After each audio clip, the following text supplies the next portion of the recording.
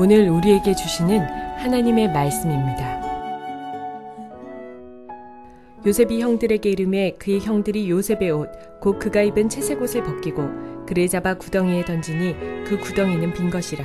그 속에 물이 없었더라. 그들이 앉아 음식을 먹다가 눈을 들어 본즉 한 무리의 이스마엘 사람들이 길르앗에서 오는데 그 낙타들의 향품과 유향과 모약을 싣고 예굽으로 내려가는지라.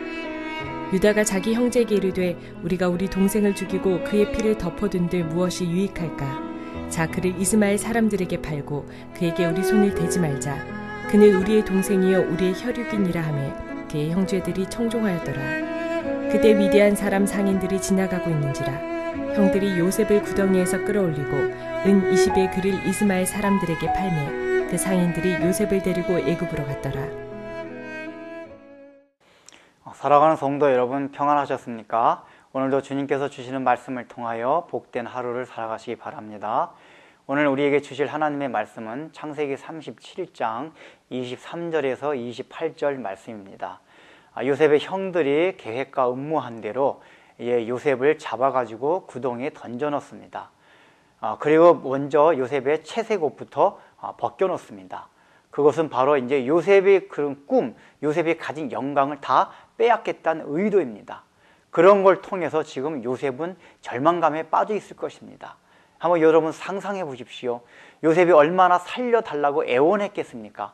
아마 구덩이 속에 갇혔어도 거기서 울면서 통곡하면서 형들한테 살려달라고 외쳤을 것입니다.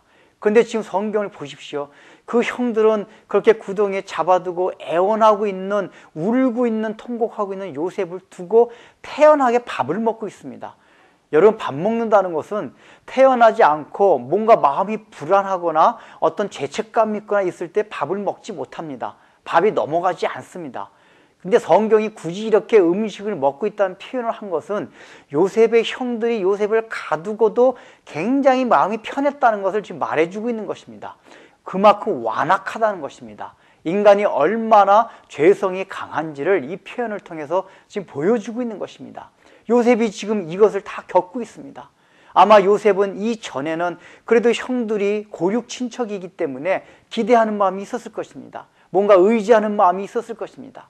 그런데 이 사건을 통해서 완전하게 참 인간이라는 것은 절대적으로 의지하거나 기댈 수 있는 존재가 아니구나. 참 이스라엘, 이 12지파, 야곱의 아버지의 아들 이 이스라엘은 정말 하나님 앞에 구원받을 수 없는 그러한 존재라는 것을 뼈저리게 아마 깨닫을 것입니다.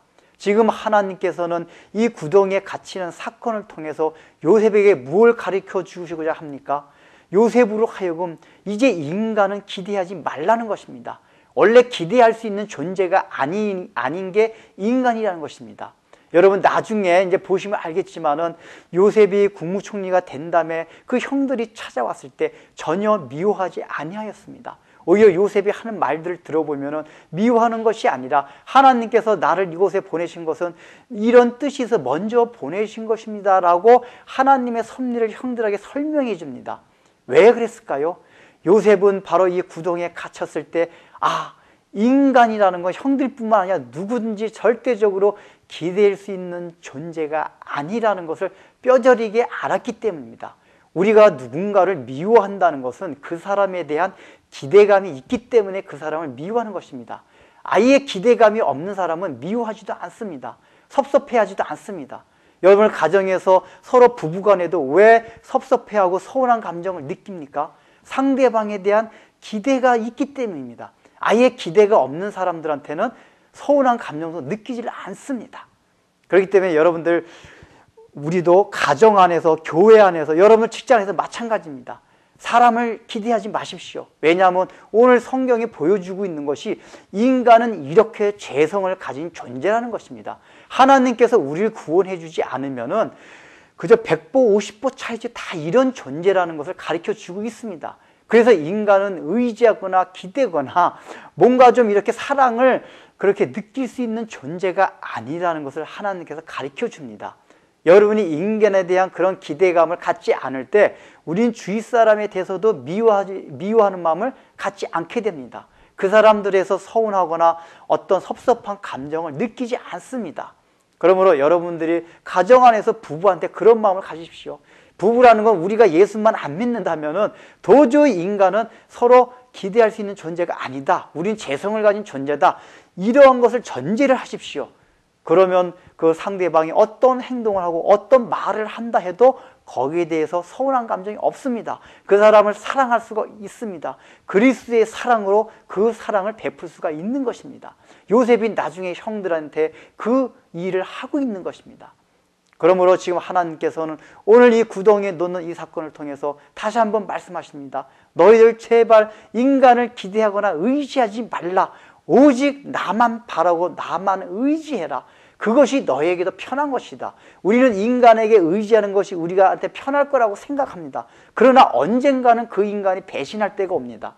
그래서 가장 사랑하는 사람, 가장 가까운 사람들한테 배반을 당하지 않은 사람은 인간성을 논할 자격이 사실은 없습니다. 왜냐하면 가장 가까운 사람이 배반할 때 느끼는 상실감이 너무 클 것이기 때문입니다. 요셉이 지금 그 상실감을 겪고 있는 것입니다. 그래서 요셉은 이 뒤로는 절대적으로 인간을 신뢰하지 않고 하나님만을 의지하면서 하나님과 동행하면서 살아갑니다. 바로 이것이 요셉으로 하여금 그 13년간의 모든 고난을 이겨내게 하는 원동력이 됩니다. 여러분도 여러분 삶 가운데서 사람을 기대하거나 의지하지 마십시오. 하다못해 부모라도 자녀라도 서로 부부지간이라도 다만 그리스도의 사랑으로 사랑만 하십시오. 사람은 의지할 수 있는, 기대할 수 있는 존재가 아니라는 것을 우리 마음에 새겨야 할 것입니다. 기도하겠습니다.